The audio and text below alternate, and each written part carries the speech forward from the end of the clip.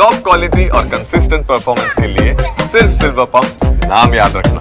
જૂનાગઢમાં વિસાવદરમાં પેટા ચૂંટણીની તૈયારીઓનો ધમધમાટ હવે શરૂ થઈ ગયો છે। ચૂંટણી અધિકારીઓના અધ્યક્ષ સ્થાને બેઠક યોજાઈ છે।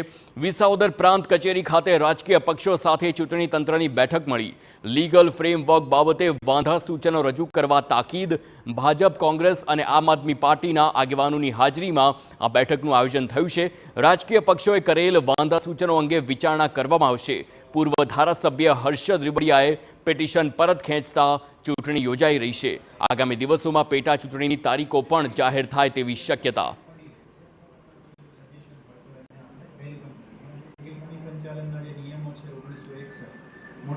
જે ઇલેક્શન કમિશન જે કામ કરી રહી છે એક પ્રોપર લીગલ ફ્રેમવર્કમાં કામ કરી રહ્યું છે। એ જ લીગલ ફ્રેમવર્કમાં રહી અને એની અમલવારીમાં પડતી મુશ્કેલીઓ અને એના નિવારણ માટે પોલિટિકલ પાર્ટી સાથે કન્સલ્ટ કરવા માટે મિટિંગ રાખવામાં આવેલ છે।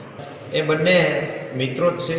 બીજું કે બંને સગા ભાઈની જેમ સામસામે એવું કહે છે ગમે તે ભાઈને ટિકિટ મળે અમે એમને જીતાવશું, અને બંને એવું જ કહેશે કે અમારો હાઈકમાન્ડ નક્કી કરશે કે જેમને ટિકિટ મળશે પૂરી તાકાતથી અમે ચૂંટણી એમને જીતાવશું।